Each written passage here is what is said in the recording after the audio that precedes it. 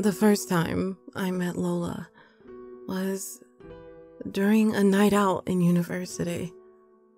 I was drunkenly making my way back home with a poorly structured kebab, and she followed me. She was no bigger than my fist and looked as if she had been born inside of a drainage pipe. Yet, despite her size, she kept pace.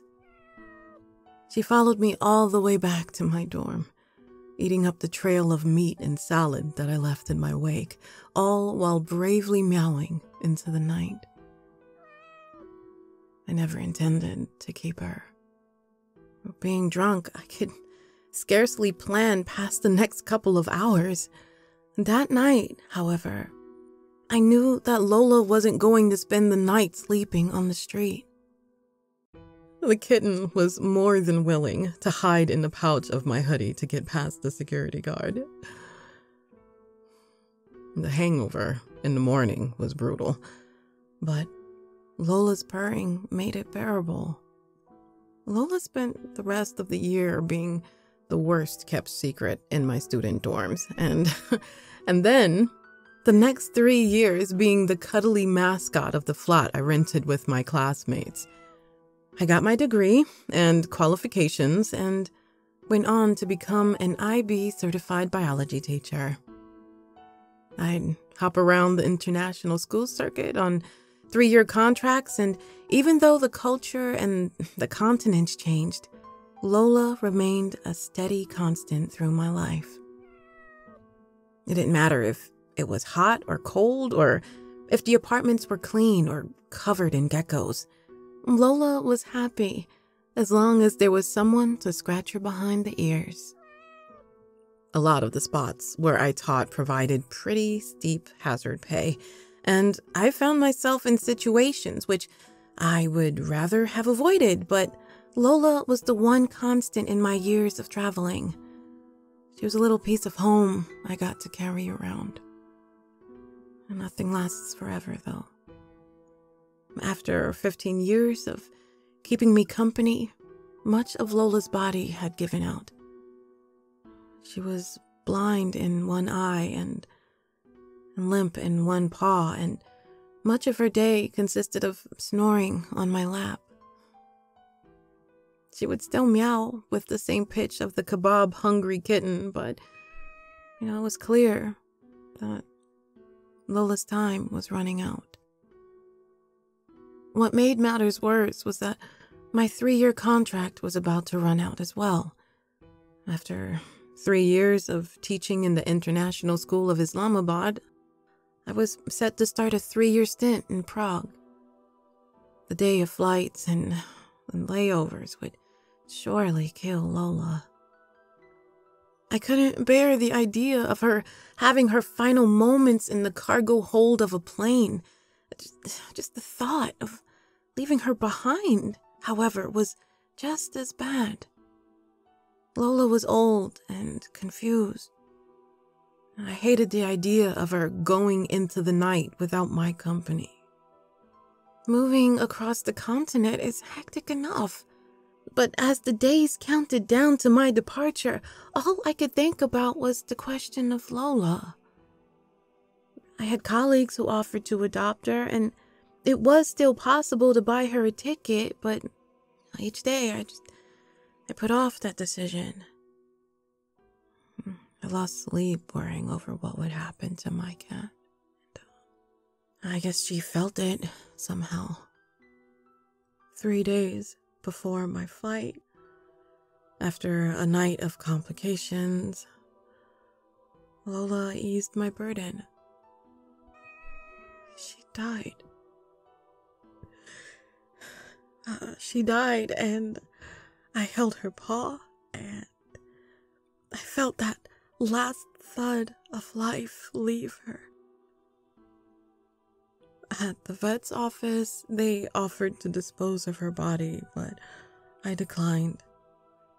Instead, I got Lola packed into an airtight plastic bag and took her home with me. I take her with me to Prague, and and get her cremated there. She could keep traveling with me.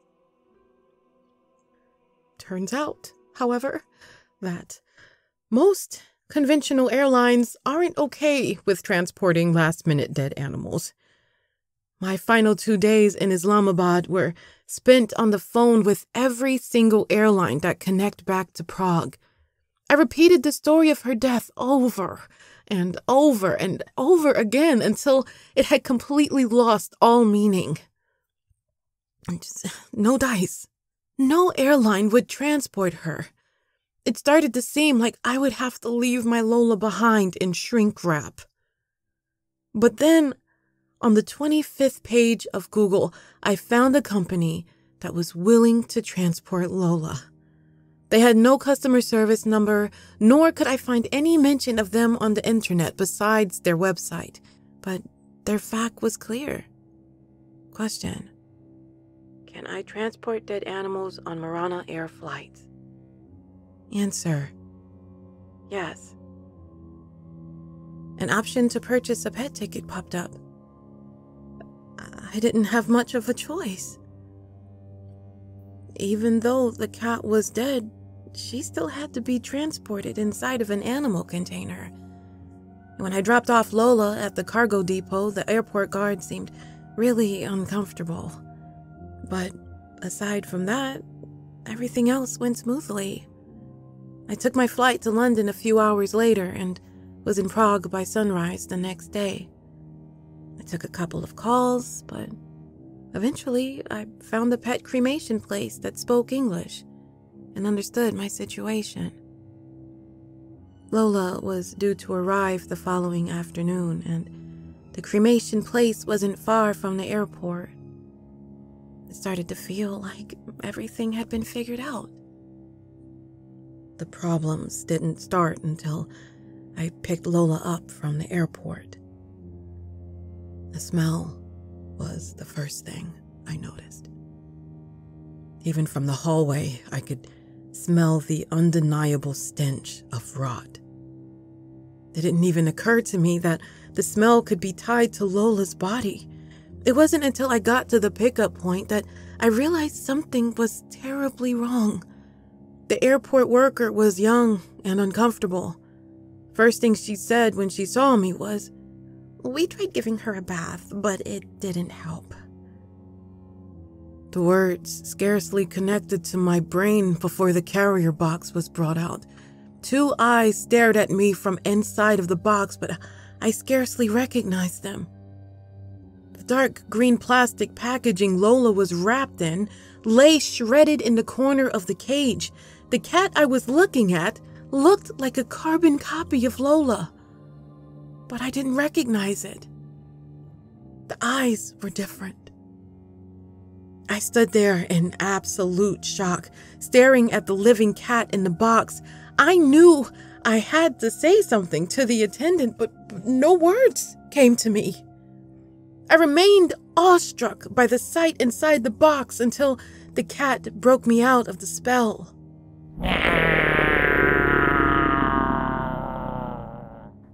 The creature moaned in a voice low with exhaustion. I tried explaining to the attendant that this wasn't my cat, that my cat was dead, yet she just nervously laughed. When I kept on insisting that what arrived in the box was not what was sent, she called her supervisor. The supervisor also nervously laughed for a bit, but then he said that my issue was with the airline. I was told to contact their customer service line. I was also asked to leave the premises with my pet. Throughout the whole argument, and through the whole bus ride back home, the cat kept on meowing from inside of the box. It sounded nothing like Lola. It sounded like some horrid demon just being exorcised and yelling, "No!" The cat meowed through the whole bus ride back, and everyone bunched up by the driver to escape the smell. When I let the cat out of the box in my apartment, it moved with a terrible swiftness. Lola calculated each step she took, but this creature rushed through the rooms like a guided missile. Once it scanned the room, it jumped atop my kitchen counter, stared into my soul, and proceeded to howl. I opened all the windows in the apartment and immediately set to finding the contact number for Morana Air customer support. As hard as I tried, however, I couldn't find any trace of them online. The whole way through my fruitless search, the cat kept on meowing. I tried to ignore the entire existence of the creature at first, but then it occurred to me that it might just be hungry. When the first couple of Google pages didn't return any results, I grabbed my coat and went downstairs to buy the cat some food. Getting out into the corner store helped me escape that terrible smell, but my clothes still stank like I rolled in a garbage heap. When I returned back to the apartment, I gagged. The smell had soaked into everything I owned. It won't eat. It won't drink. All the cat does is sit and stare and moan in those horrid low tones. It looks like my Lola. But I know better. I know that Lola drifted off to sleep on a chemical cocktail thousands of miles away. Whatever is sitting in front of me isn't her. It might be using her body, but it isn't her.